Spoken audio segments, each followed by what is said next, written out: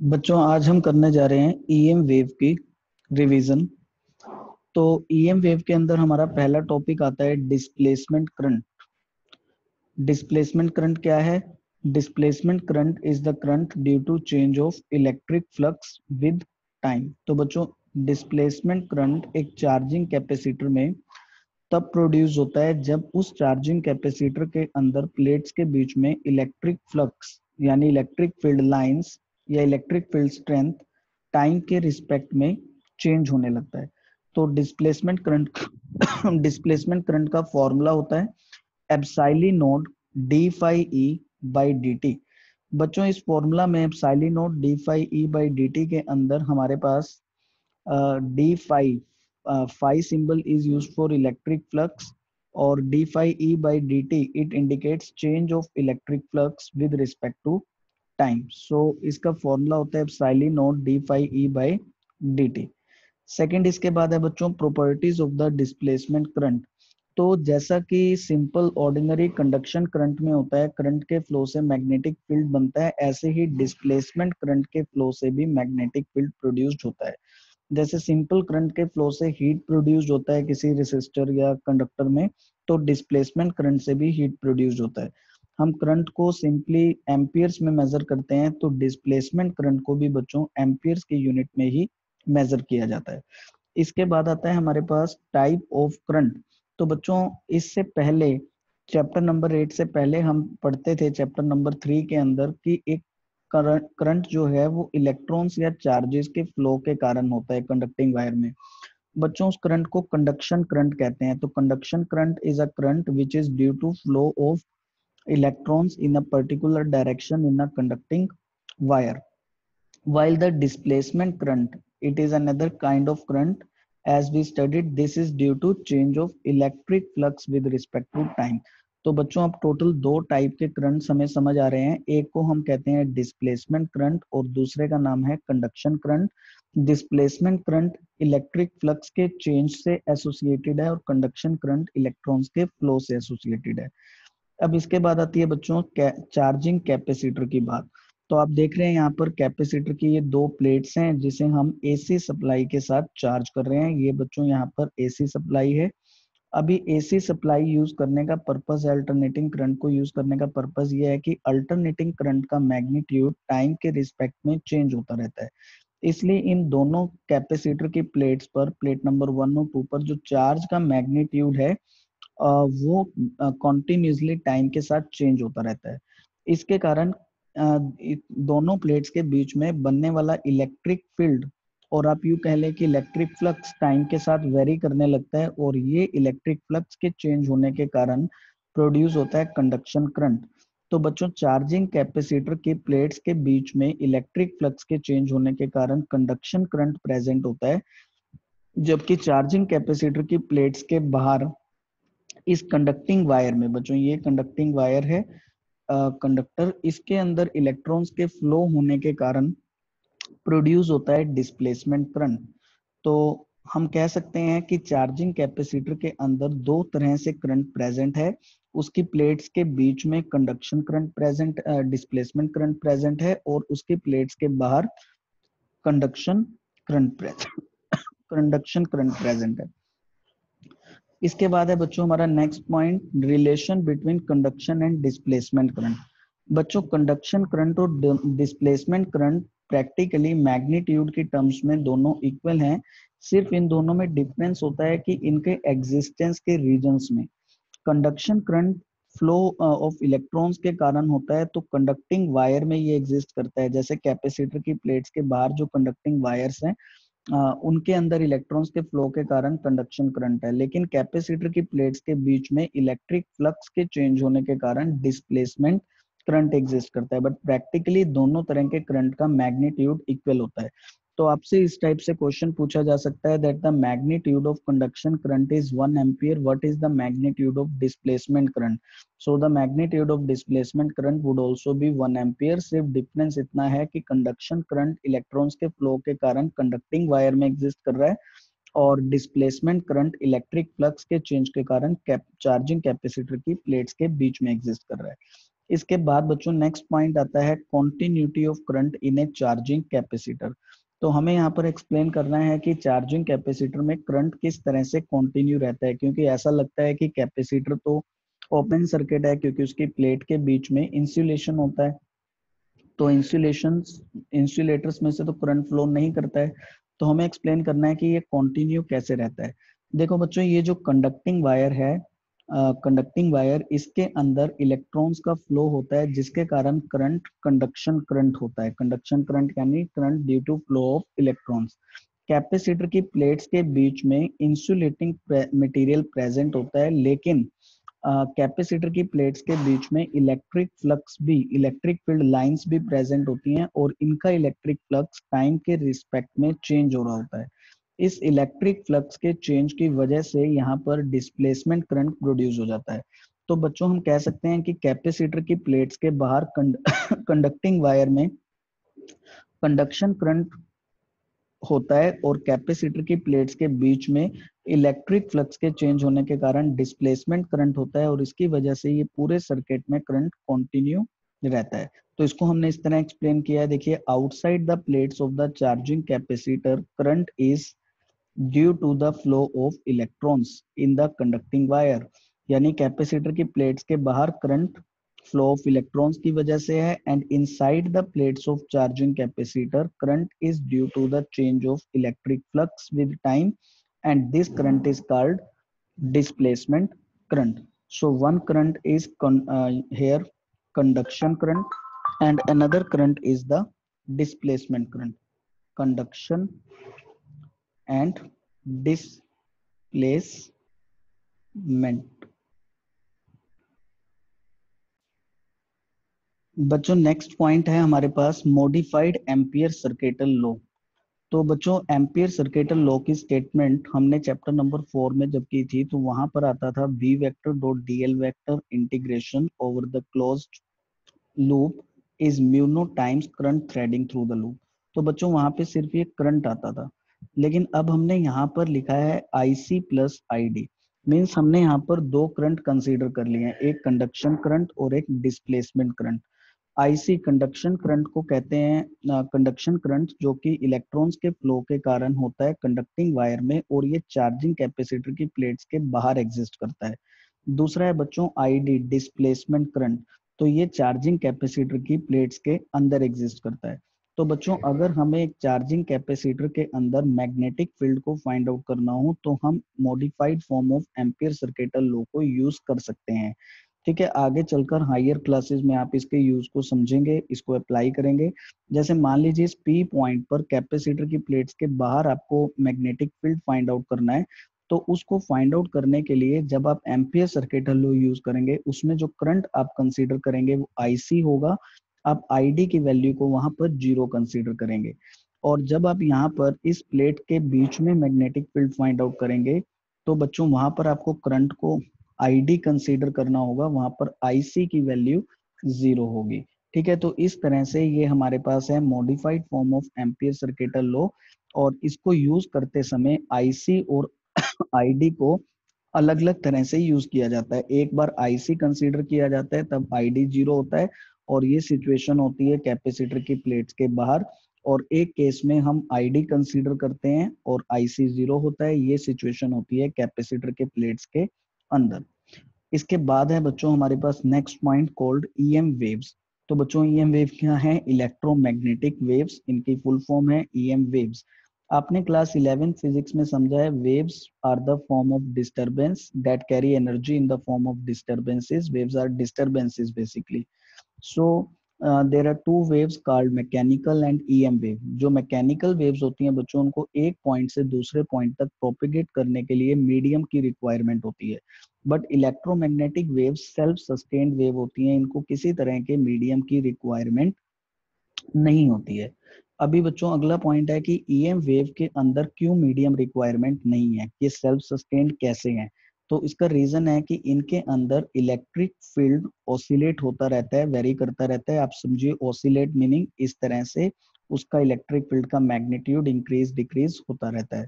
और दूसरा बच्चों इनके अंदर मैग्नेटिक फील्ड वेक्टर भी ऑसिलेट करता रहता है। तो जब इलेक्ट्रिक फील्ड वेक्टर ऑसिलेट करता है तो उसके कारण एनर्जी कन्वर्ट होके मैग्नेटिक फील्ड की फॉर्म में चली जाती है, और जब मैग्नेटिक फील्ड वेक्टर का ऑसिलेशन होता है तो एनर्जी कन्वर्ट होके इलेक्ट्रिक फील्ड की फॉर्म में चली जाती है। इस तरह से इनके अंदर एनर्जी इलेक्ट्रिक टू मैग्नेटिक और मैग्नेटिक टू इलेक्ट्रिक फॉर्म में ही ऑसिलेट होती रहती है। इस तरह से ये वेव्स सेल्फ सस्टेन्ड होती हैं। अभी इसके बाद है बच्चों ईएम वेव की नेचर। तो इनका एक बड़ा इंपॉर्टेंट पॉइंट है कि इनकी नेचर है ट्रांसवर्स नेचर, जो कि अभी हम अगले टॉपिक में डिस्कस करने वाले हैं। फिर आता है कि ईएम वेव को कैसे प्रोड्यूस किया जाता है। तो बच्चों ईएम वेव्स, इलेक्ट्रोमैग्नेटिक वेव्स तब रिलीज होती हैं, प्रोड्यूस होती हैं जब कोई चार्ज पार्टिकल एक्सलरेटेड मोशन में हो या ओसिलेटरी मोशन में हो। देखो बच्चों, जैसे मैग्नेटिक फील्ड के अंदर ये सपोज क्रॉस लाइन आपको मैग्नेटिक फील्ड को रिप्रेजेंट करता है, और हमने चैप्टर नंबर 4 में पढ़ा कि जब कोई चार्ज पार्टिकल मैग्नेटिक फील्ड में परपेंडिकुलर एंटर करता है तो उसकी ट्रेजेक्टरी सर्कुलर हो जाती है। बच्चों सर्कुलर मोशन एक्सलरेटेड मोशन होता है, क्लास 11 फिजिक्स में आपने पढ़ा है। तो इट मींस चार्ज जो भी सर्कल में रिवॉल्व करेगा वो एक्सलरेट करेगा, और उसके कारण उससे ईएम वेव रेडिएट आउट होंगी। तो इस तरह से अगर आपको ईएम वेव प्रोड्यूस करनी है, आपको चार्ज को एक्सलरेट करना है या ऑसिलेशन में सेटअप करना है, और उसके लिए आप मैग्नेटिक फील्ड का यूज कर सकते हैं। अगली प्रॉपर्टी है बच्चों EM wave carry energy and momentum. तो जब ईएम वेव किसी चार्ज पार्टिकल पर फॉल करती है तो वो चार्ज पार्टिकल को ओसिलेशन में सेट कर देती है। जैसे आपने कभी किसी स्विमिंग पूल में देखा हो जहां पर वेव्स होती हैं, वहां पर देखा है कि जब पानी में वेव आती है तो अगर हम उस पूल में हैं हम हिलने लगते हैं, यानी हमारा मोशन ओसिलेटरी हो जाता है। तो बिल्कुल इसी तरह से जब ईएम वेव किसी चार्ज पार्टिकल पर फॉल करती है तो वो उस चार्ज पार्टिकल को ओसिलेटरी मोशन में सेट कर देती है। ठीक है, यानी जब वो चार्ज ओसिलेट करेगा तो फिर ओसिलेशन के लिए अगर ऐसे मूव करेगा तो उसको कुछ वेलोसिटी मिल गया, यानी उस चार्ज पार्टिकल को मोमेंटम मिल गया। तो वो चार्ज पार्टिकल को मोमेंटम किसने दिया? ईएम वेव ने दिया। और उसको कुछ एनर्जी भी मिली क्योंकि वो ऑसिलेट हो रहा है, उसके पास कुछ काइनेटिक एनर्जी आ गई, और वो एनर्जी भी किसने दी? वो भी ईएम वेव ने दी। इसी तरह से बच्चों जो विजिबल लाइट है, सन लाइट है, वो भी ईएम वेव है। तो अगर हम सन रेज में हैं, हम हीट फील करते हैं, वो हीट कहाँ आई? तो बच्चों वो हीट यहाँ पर ईएम वेव ने कैरी करी। तो हम कह सकते हैं EM waves carry energy as well as momentum. बच्चों यहाँ पर बोर्ड एग्जामिनेशन में क्वेश्चन ये आता है, EM wave carry energy and momentum, how can you demonstrate it, how can you prove it, what do you mean by this. तो उसके अंदर आपको इस पॉइंट को एक्सप्लेन करना होगा कि ईएम वेव जब किसी चार्ज पार्टिकल पर फॉल करती हैं तो वो चार्ज पार्टिकल को एनर्जी और मोमेंटम ट्रांसफर करती हैं, जिसके कारण वो चार्ज पार्टिकल ऑसिलेट होने लगता है। और इस बेसिस पर हम कह सकते हैं EM wave carries the energy and momentum. तो इसका एक हिंट पॉइंट मैंने 7th में लिखा है, set charges into the oscillation, कि जब ईएम वेव किसी चार्ज पार्टिकल पर फॉल करती हैं ये उन्हें ऑसिलेशन में सेट कर देती हैं। सो अभी हमारे पास नेक्स्ट पॉइंट है बच्चों, production of the EM wave. So अभी जैसे मैंने आपको एक्सप्लेन किया ईएम वेव कैसे प्रोड्यूस्ड होती हैं, दे आर प्रोड्यूस्ड बाय एक्सलरेटरी और oscillatory motion of the charge particles. They are produced by accelerated or oscillatory motion of the charge particles. तो बच्चों जब कोई चार्ज पार्टिकल रेस्ट में होता है, मान लीजिए हमारे पास ये चार्ज पार्टिकल रेस्ट की कंडीशन में है, तो हमने यूनिट नंबर 1 में समझा कि इसके अंदर से इलेक्ट्रिक फील्ड रिलीज होगा, ई लिख देता हूं मैं। और अगर ये चार्ज पार्टिकल यूनिफॉर्म मोशन में है तो बच्चों मोशन में होने से एक तो इलेक्ट्रिक फील्ड आएगा और दूसरा मैग्नेटिक फील्ड आएगा। मोशन में इलेक्ट्रिक तो आया, और मैग्नेटिक क्यों आया? क्योंकि चार्ज के यूनिफॉर्म मोशन से करंट प्रोड्यूस हुआ, और करंट की वजह से मैग्नेटिक फील्ड प्रोड्यूस होता है।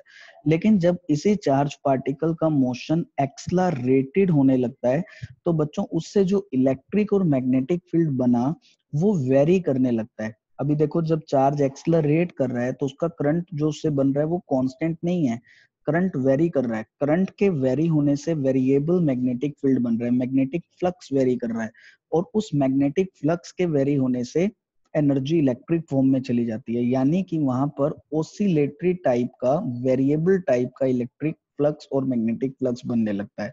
और जब इस तरह से एनर्जी इलेक्ट्रिक फॉर्म से मैग्नेटिक में जाने लगे और मैग्नेटिक से इलेक्ट्रिक फॉर्म में, then this give rise to EM waves.